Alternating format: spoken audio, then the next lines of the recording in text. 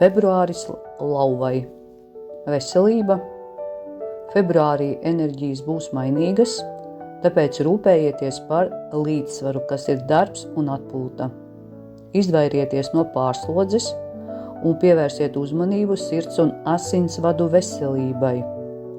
Mērenas fiziskās aktivitātes būs jūsu labākais sabiedrotais. Darbs un finanses.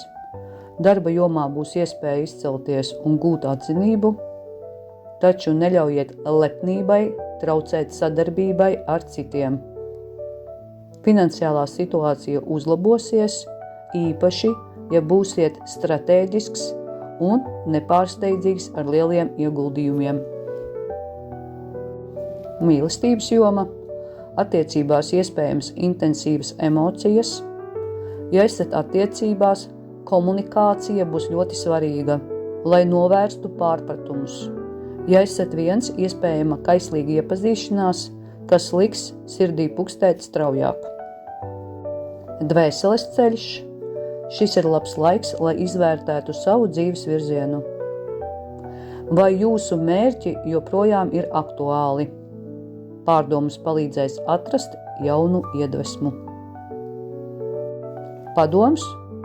Drosme būs jūsu sabiedrotais. Neļaujiet savam lepnumam traucēt pieņemt vērtīgus padomus no citiem cilvēkiem. Lai jums visiem labi klājās!